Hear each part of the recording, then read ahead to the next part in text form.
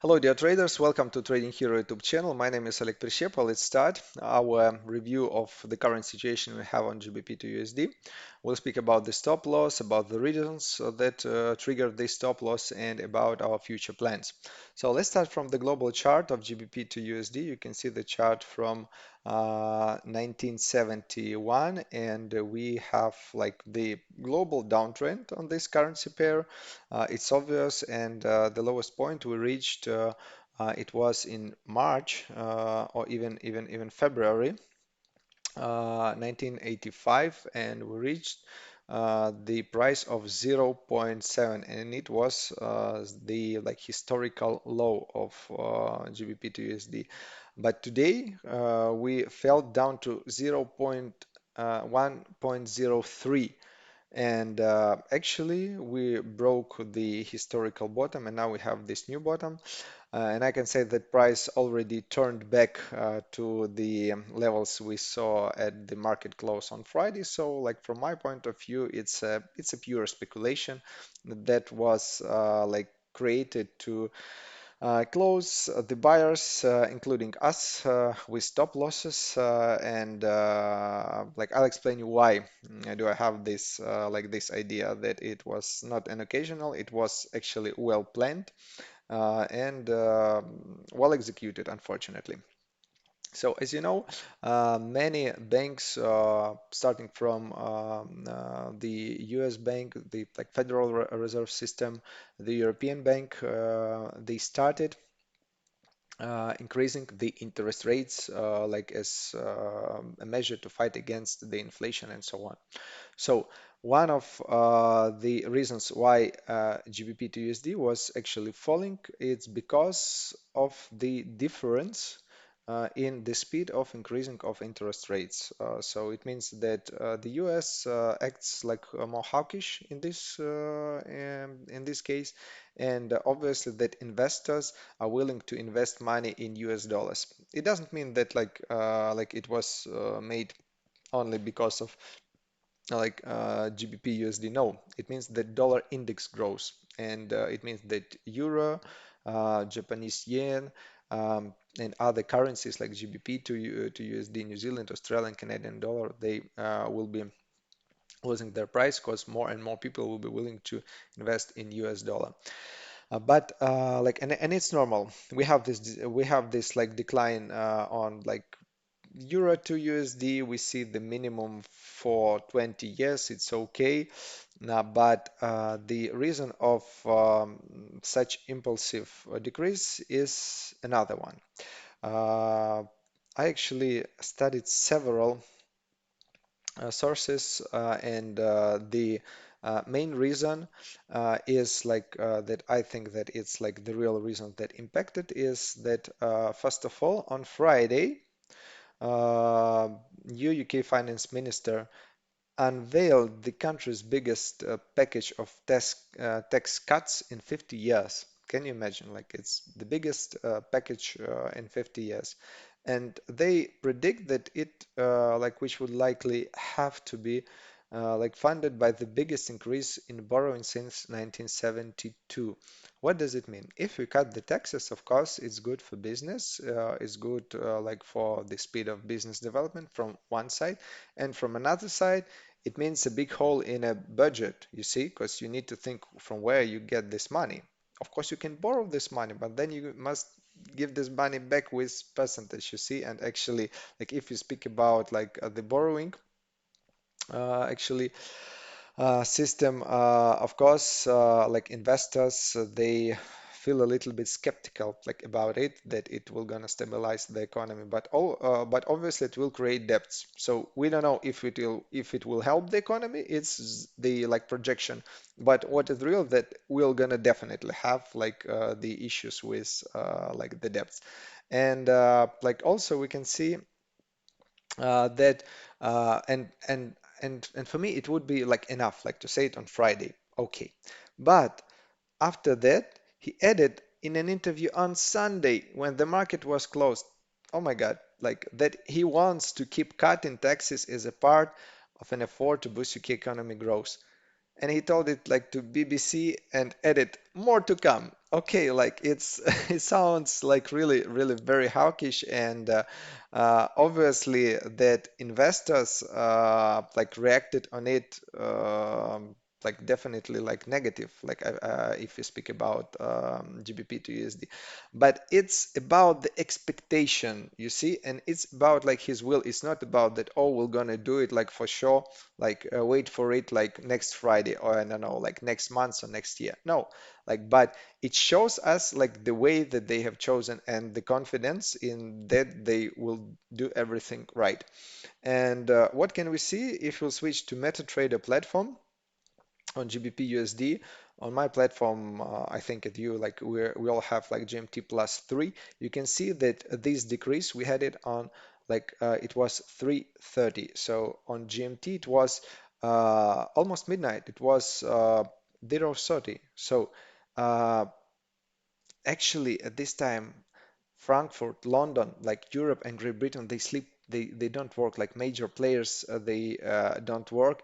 Major volumes are not traded. So it means that this decrease, it has happened on a thin market when not all of the players are engaged in trading, which means that we have a deficit of liquidity. And if we have a deficit of liquidity, I mean the market liquidity, we'll be looking for this liquidity on pending orders. So actually, like to fulfill the selling orders, we must find buyers. And if we have no buyers, obviously here, we're going to be gathering all of the buy limits. And by the way, stop losses are also buying orders. Like if you speak about like gathering the liquidity. So they simply gathered all of the stop losses. They triggered like including like hours, and then the price restored to the previous levels like nothing has happened. So you see, it's like it's completely a speculative thing. It's not because of the like this like his speech really influenced the like some like economical like things. No, it's just a speech. It's just like his like expectation and his plan, but still market reacted very like very sharp. So we were actually modeling some situations if we could avoid this situation. Uh, no, you see, on Friday, like the situation was not actually critical. We had around like 60% or like 65% of our money like still as a reserve, and we had like comparing to the like if you speak about like the last time we traded, we had around more than 1,000 pips like to like sustain any like future drawdown. So it is like it is okay, and we actually started this day from the correction. We started this day from the correction, but we were not able to enter the market here because of the huge spread. You can see that candle started here, but at the moment of when market opens, the spread may be like 100, 200, 300 pips, and actually like algorithm didn't open the position. But even if it did, like still nothing like could help us in this situation. So that's why I'm really sorry about like getting this stop loss, but I'm happy that we saved the capital costs. We cannot actually forecast the depth of this fall, and I calculated the like potential loss that we would have received if we decided simply to wait, and like even if you would not be averaging the deals, like just like freeze these lots and waiting for the market to fall down for 4,000 pips and then move back. The loss here, like if you speak about a capital of $5,000, like the total loss would have been around six or 5,500 dollars. So it means a total like collapse and ruining all the capital. So that's why Like I'm really glad that we had this stop loss and then we closed it here, not somewhere in the middle and not here at the bottom. You see, because like waiting for like the market to turn back, maybe yes, maybe no. You see our strategy works the next way. Uh, Systems do not borrow money one from each other if one of them has a drawdown. If the system has a drawdown, it follows its algorithm till it gets its stop loss, and that's all. So we do not split the risks between like all of the, we do not share the risks. No, each strategy has its own risk, and when time comes, it closes the deals with loss. And if we'll take a look at the global picture, we analyzed the global volatility, why it has happened, and so on.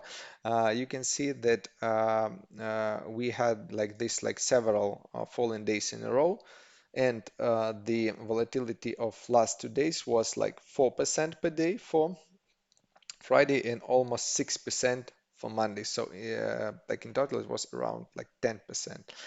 And if we're going to look at the history, you'll see that we had similar situations when we had COVID in 2020. We also have the situation like when we had Brexit, and after Brexit, there was also a situation almost 10%. But and here is like this like Brexit itself for around 14%, but we were not trading this time because Brexit was actually like predictable. The time was like known, and we simply stopped trading at this time. So the things we can forecast, we can predict, we don't trade. Some unexpected situations, of course not. And obviously, we had the situations like that in 2008. But what is important? It is about the way how the market falls. If it falls, let's say 300 pips down, then 100 pips up, it's okay. It can be falling like this forever. We'll be averaging and closing our deals. But if it falls for 4,000 or 5,000 pips with no correction, even of, let's say, 1,000 pips, it will not gonna work like that, you see. So here is, by the way, the situation of 2008 crisis we had. Actually, also got stop loss in 2008, so like it's okay. So speaking about GBP USD, what will we do now? We already stopped trading.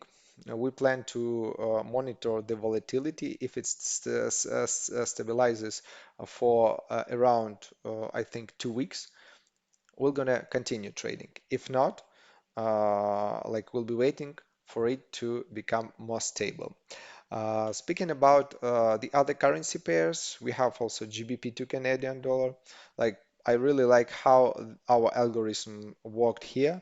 We actually like surprised and like pleasantly surprised that we actually filtered this situation, and we actually make expanded the distance between the orders, and actually got with even some small profit from these trades. So, and we actually had only 3 deals here, but still this decrease was really huge. But we managed to close it with profit. So everything is okay with GBP to Canadian dollar, but still we have the increased volatility, and that's why we're not going to be trading this currency pair together with GBP for several weeks till the situation stabilizes.